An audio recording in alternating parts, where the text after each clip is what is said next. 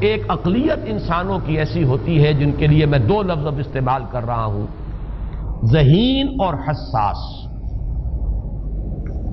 ذہین اور حساس لوگوں میں قبض اور بسط کی کیفیت، یہ مختلف سائیکلز ہیں جو آتی رہتی ہیں۔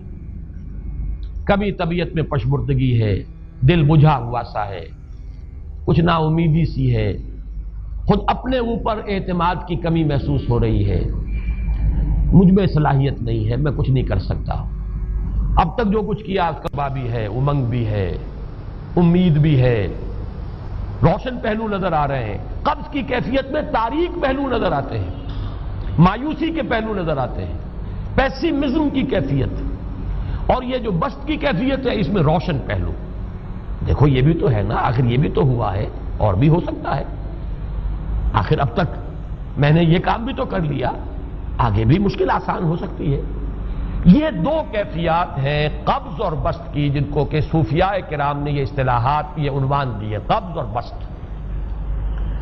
جتنی انسان کے اندر حساسیت کی کیفیت زیادہ ہوگی، ذہانت زیادہ ہوگی، اتنا ہی یہ جو ویوز ہیں اس کی ایمپلیٹیوڈ زیادہ ہوتی ہے۔ کم ذہین انسان ہے، کم حساس ہے، آئیں گے تو صحیح ہے، لیکن یہ کہ وہ ویو جو ہے اس کا ایمپلیٹیوڈ جو ہے اس کے اندر اوپر اور نیچے کی کیفیت زیادہ نہیں ہوگی۔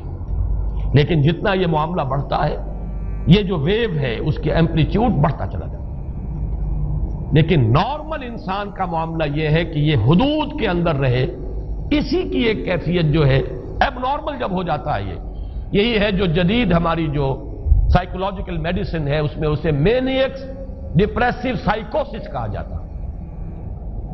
مایوسی ہوئی تو اتنی ہوئی کہ جیسے کمر ٹوٹ کر رہ گئی، اور اسی ڈپریشن میں ہوتی ہیں خودکشیاں، خودکشی کر جاتا ہے ڈپریشن۔ کچھ روشن پہلو نظر ہی نہیں آ رہا، کوئی امید کا پہلو نظر ہی نہیں آ رہا، کوئی صورت نظر نہیں آتی، کوئی امید بر نہیں آتی، کس طرف جاؤں، کدھر دیکھوں، کسے آواز دوں، اے ہجوم نامرادی دل بہت گھبرائے ہیں۔ اور جب آدمی محسوس کرتا I can't face these realities، یہ commits suicide۔ یہ اور جب کیفیت ہوتی ہے انشراح کی تو آدمی خوب بھاگ رہا ہے، دوڑ رہا ہے، امنگ ہے، محنت ہے، دوڑ رہا ہے، امیدیں ہیں، اب ہر چیز کا روشن پہلو نظر آ رہا ہے۔ عجیب ہے یہ۔ اصل میں مجھے کچھ تجربہ بھی ہوا ہے، ہمارے خاندان میں بھی یہ مرض موجود رہا۔ میرے والد مرحوم کافی طویل عرصے اس مینیک ڈپریسو سائیکوسس کے مریض رہے۔ کچھ ہوتا ہے یہ معاملہ، ویسے بھی شاید ہمارا خاندان جو ہے اس کیٹیگری میں آتا ہے جس میں ذہانت نسبتاً کچھ زیادہ ہے، حساسیت بھی نسبتاً کچھ زیادہ ہے۔ یہ دوسری بات ہے کہ کوئی شخص جو ہے یہ فلسفے کے طور پر اختیار کر لے کہ اپنے آپ کو ڈھیٹ بنا لینا ہے، یہ فلسفہ بھی بن سکتا ہے۔ لیکن یہ ہے کہ اگر آدمی چھوڑ دے اپنی طبیعت کو تو یہ دونوں کیفیات آتی ہیں۔ انہی کیفیات میں اگر یہ جو اپورڈ اینڈ ڈاؤنورڈ موومنٹ ہے یہ ایک حد سے نکل جائے تو یہ بیماری ہے مینیک سائیکوسس، مینیک ڈپریسو سائیکوسس۔ اس میں جب آدمی ہوتا ہے وہ اپر کیفیت میں تو اس کے اندر بڑی عظیمت ہے، روشنی ہے، امید ہے، لوگوں سے گفتگو کر رہا ہے، ہنس بول رہا ہے، خوب جو ہے محفل کے اندر، اب وہ محفل میں اسے دلچسپی محسوس ہو رہی ہے اور اسے ہر چیز کا روشن پہلو نظر آ رہا ہے، خود اپنے وجود کا بھی روشن پہلو، دوسروں کے وجود کا بھی، دوسروں کی بات میں سے بھی وہ اچھا پہلو تلاش کریں گے، وہ برا پہلو تلاش نہیں کریں گے۔ جب دوسری کیفیت ہے ڈپریشن کی، ہر ایک کی بات میں کوئی برائی نظر آئے گی، کوئی اس کی نیت کا فطور ہے، کوئی فساد ہے، کوئی یہ جو ہے بدنیتی کے ساتھ یہ بات کر رہا ہے، کوئی خیر کہیں ہے ہی نہیں، برائی ہی برائی ہے، مایوسی ہی مایوسی ہے، بدلی ہی بدلی۔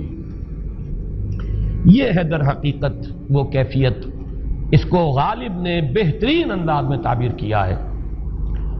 ذہین اور حساس انسانوں میں ان کی جو ترقی ہے وہ انہی مراحل سے ہو کر گزرتی ہے، اور ہر ڈپریشن کے بعد، ڈپریشن میں اس سینس میں استعمال نہیں کر رہا یعنی بیماری کی حد تک پہنچنے والی ڈپریشن نہیں، صرف قبض کی حد تک پہنچنے والا معاملہ۔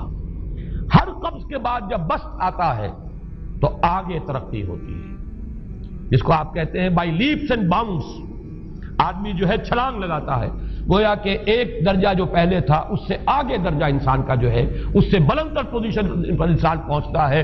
ہر قبض کے بعد جو نیا بست آتا ہے وہ ایک نئی کیفیت، نئی شان، نئی بلندی، نئی رفعت لے کر آتا ہے. اس کو غالب نے تعبیر کیا ہے بہت خوبصورت انداز ہے. رکتی ہے میری طبع تو ہوتی ہے رواں اور.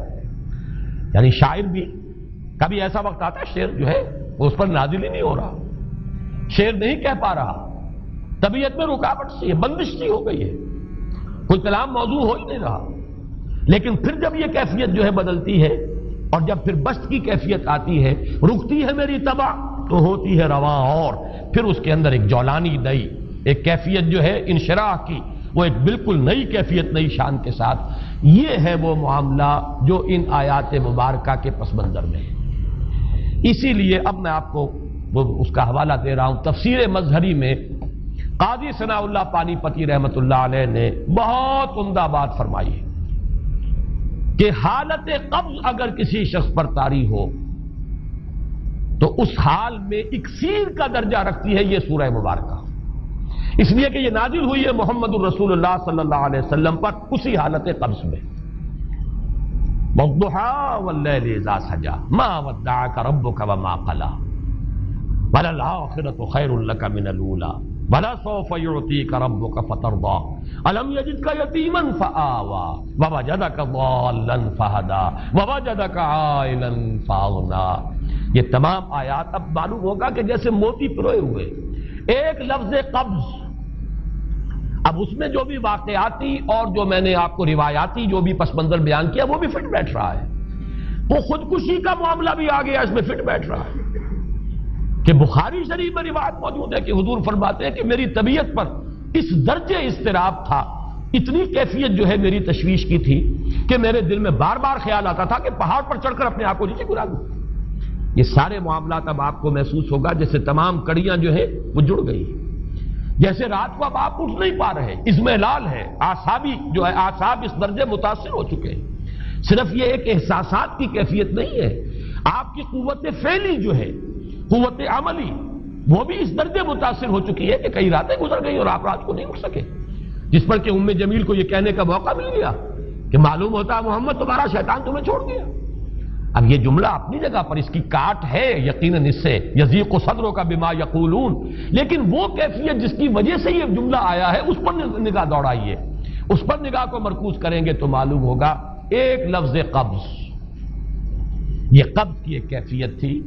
اس قبضی کی کیفیت کا ایک مظہر یہ ہے چونکہ یہ بھی تو در حقیقت قلب مبارک جو ہے محمد الرسول اللہ صلی اللہ علیہ وسلم کا، اسی پر تو وحی کا نزول ہوتا تھا. یہ بھی وہی داخلی احساسات و کیفیات کا معاملہ ہے، یہی بھی در حقیقت یہ واردات قلبیہ ہی کا سارا معاملہ ہے. اس کو آپ خارج سے تعبیر نہیں کر سکتے، نہ ابھی کوئی ایسے مصائب تھے، نہ ایسی کوئی مشکلات تھیں، نہ ابھی کوئی رد و قضا ایسی شروع ہوئی، نہ ابھی کوئی بحث و نزاع کا معاملہ ایسا ہوا، نہ کوئی ابھی کوئی فزیکل پرسیکیوشن شروع ہوئی. یہ سب داخلی ہی کیفیات ہیں اور ان داخلی کیفیات کے حوالے سے ان سورہ مبارکہ کو اگر صحیح سمجھا ہے تو صوفیہ نے سمجھا. وہ جو اقبال کا شعر ہے کہ کچھ جو سمجھا میرے شکوے کو تو رضواں سمجھا، مجھ کو جنت سے نکالا ہوا انسان سمجھا. اور کون سمجھے گا؟ وہ تو سمجھے گا کہ دکھے ہوئے وہ دل کی صدا ہے، وہ کیا ہے جو اقبال کی وہ ایک نظم ہے پرندے کی فریاد، گانا اسے سمجھ کر خوش ہونا سننے والے. یہ تو در حقیقت ایک دکھے ہوئے دل کی صدا فریاد، یہ صدا ہے. تو یہ کیفیت جو ہے رضوان سمجھ سکا ہے جو کہ داروغہ جنت ہے، اس نے سمجھا یہ وہی آدم جو نکالا گیا تھا یہاں سے، یہ اس کی فریاد ہے. کچھ جو سمجھا میرے شکوے کو تو رضواں سمجھا، مجھ کو جنت سے نکالا ہوا انسان سمجھا.